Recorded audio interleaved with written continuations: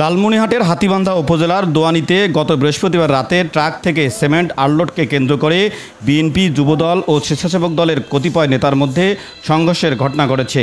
এতে অন্তত 10 জন আহত হয়েছে। তাদের মধ্যে 4 জনকে স্থানীয় হাসপাতালে ভর্তি করা হয়েছে। এ ঘটনায় ওই এলাকায় থমথমে অবস্থা বিরাজ করছে। স্থানীয়রা জানান, সানিজান ইউনিয়নের সোহেল তালুকদারের লোকজনের সাথে গড্ডিমারি ইউনিয়নের লাবলু, ফারুক ও বাবুদের এই বিরোধ। হঠাৎ করে রাত 12টার দিকে একটা ফোন আসে। আমার সাধারণ সম্পাদক রফিকুজ্জামান বাবু আমাকে আমাদের বাবু বলে যে আমাদের এখানে একটা সিমেন্টের গাড়ি আসছে ভাই, আমাকে তো ভাই মেরে শেষ করলো সোহেল তালুকদারের নেতৃত্বে।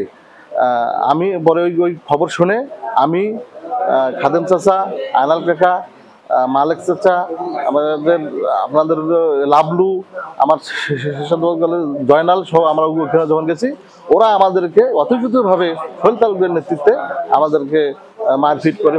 ওখানে সিমেন্ট আনলোড করে কেন্দ্র করে মারামারি হওয়ার পরে আমরা ওই মারামারি হওয়ার যে রুগীটা অসুস্থ হয়েছে ওই রুগীকে হাসপাতালে পাঠিয়ে দিচ্ছি।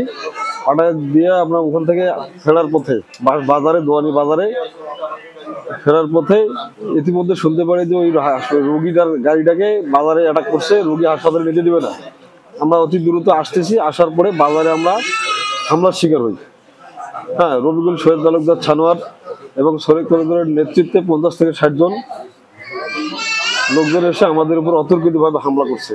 সম্পূর্ণরূপে মিথ্যা বানোয়াট। কারণ আমি যখন এই মারামারি যখন ঘটে ওই ঘটনাস্থলে আমি ছিলাম না। আমি পরবর্তীতে যখন জানতে পারি যে ওখানে মারামারি সংঘটিত হয়েছে, আমাকে গড্ডিমারি থেকে সানোয়ার আমাকে ফোন করে যে ভাই এখানে মারামারি হচ্ছে, আপনি একটু আসেন। তৎক্ষণিক আমি ওই বিএনপির আমার খাদেম চাচাকে ফোন করি যে আসলে ওখানে কি হয়েছে।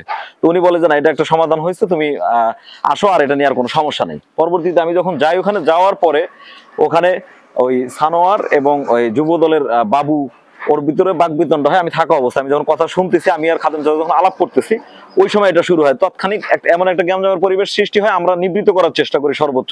এর জন্য এখানে স্থানীয় যারা জনতা ছিল, অনেক সাক্ষী আছে, সুষ্ঠু তদন্ত করলে এই পুরো জিনিসটা বের হয়ে আসবে বলে আমি বিশ্বাস করি।